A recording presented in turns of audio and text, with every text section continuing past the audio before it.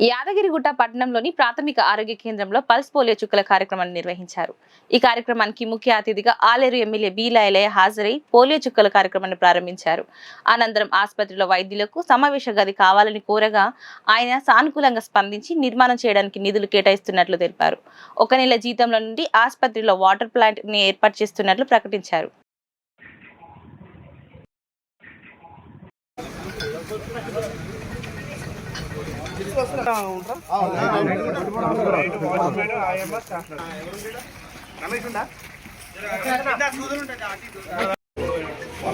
మామూలు చిన్నది సరిపోతుంది.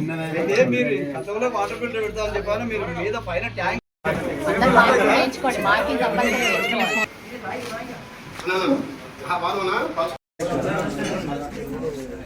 ఈరోజు దేశవ్యాప్తంగా ముఖ్యంగా తెలంగాణలో ప్రతి గ్రామంలో, ప్రతి తండాలో, ప్రతి గూడెంలో పుట్టిన బిడ్డ కాంచాల 5 సంవత్సరాల వరకు పోలియో చుక్కలు వేయడం చాలా సంతోషం. పోలియో మహమ్మారి వల్ల ఎన్నో కుటుంబాల అంగవైకల్యంతో ఇబ్బంది పడుతున్న సమయంలో ప్రభుత్వాలు పోలియోను గుర్తించి ప్రతి పుట్టిన బిడ్డకు 2 చుక్కలు పోలియో వేస్తే శారీరకంగా దార్ఢ్యంతో పాటు ఈ పోలియో కూడా నివారించడం అవుతుంది.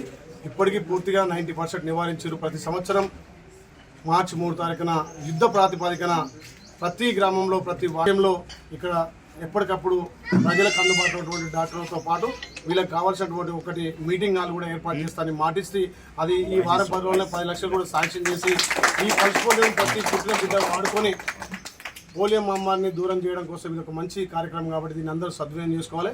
యుద్ధ ప్రాతిపదికన చేపట్టినటువంటి ఈ కార్యక్రమానికి అందరూ విజయవంతం చేసినందుకు ప్రత్యేక ధన్యవాదాలు. Thank you.